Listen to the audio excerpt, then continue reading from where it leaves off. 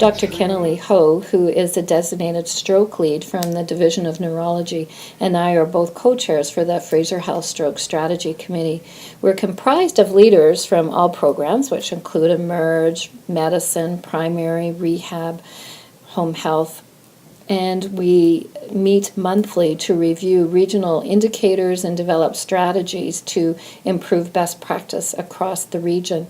We look at access. We're looking at how, if one of our goals is to have equal access for all residents within the health authority, we need to look at that regionally. We look at quality, so we get the indicators. We're developing a stroke scorecard, and we're developing the stroke care expertise across the authority and improving standardization, which would include pre-printed orders and stroke care pathway, and an organized way of gathering the groups together, including the rehab and our cohort units together. So as a manager, I'm actually in a very fortunate position where I get to work on a day-to-day basis with my frontline team and hear the issues and work collaboratively with them to try to find a way and to develop ways in order to meet best patient care for stroke. In addition to sitting at the operational frontline level, I'm also privileged enough to sit at the regional level and look at the regional initiatives and how those all play into the individual patient care.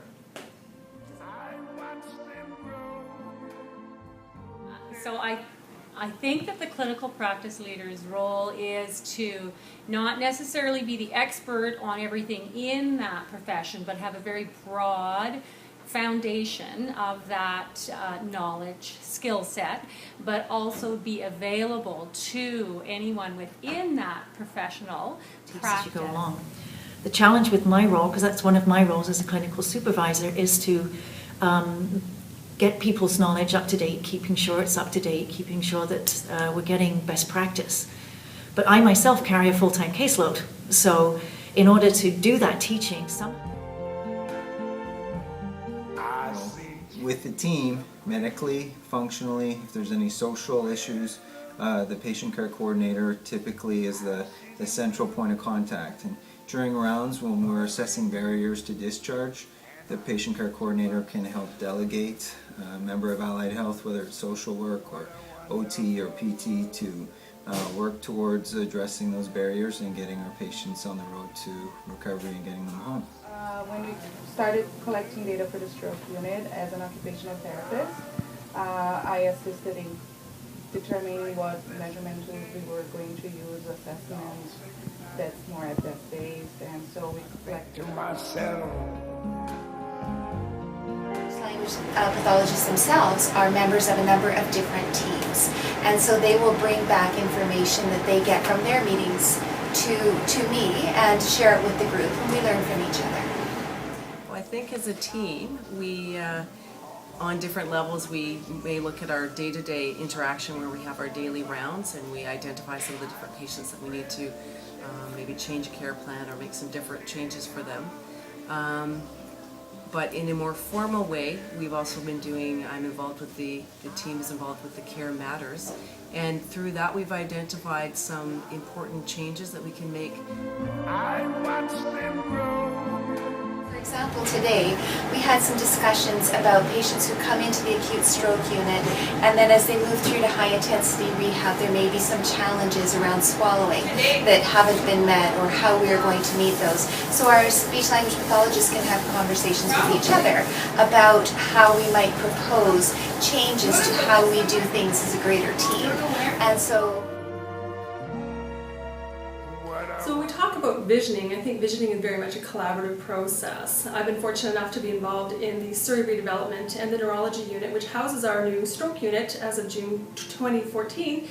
And during the process of planning the stroke unit, we've had the opportunity to collaborate with my frontline staff about our goals, our visions, and the way that we want to do business down the road.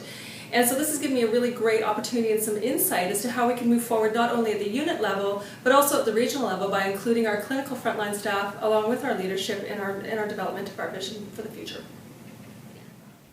Well, I think that we need to engage the frontline physician, allied health and nursing staff in the actual development of new quality improvement activities, because once you have people actually in the development process working together, you'll get a lot more buy-in and motivation to actually use the new About quality. is to support clinicians in their individual clinical development.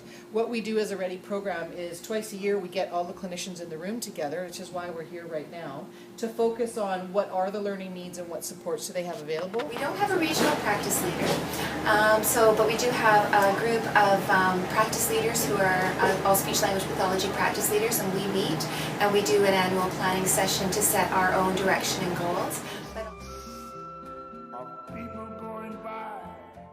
So leadership to me is a collaborative process. I think we have leaders at all levels. When I sit here in my position as manager, I look at leadership as a collaborative process with my frontline team as we develop strategies in order to meet best patient care. So I think everyday speech pathologists are leaders. And then at a different level, we have someone like myself who's in a practice leadership position. So then I might be taking down barriers so that these great ideas can move ahead, or opening up. Each program is responsible for their overall operations, financially, fiscally being responsible, and looking at what their resources are.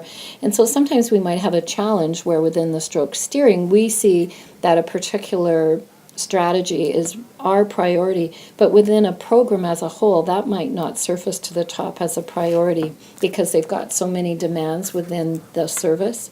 So I would say overall it works really well. We have really good relationships. Everybody is really focused on stroke, but the ideal would be to match the strategy and the operations together so that the priorities come together as one service.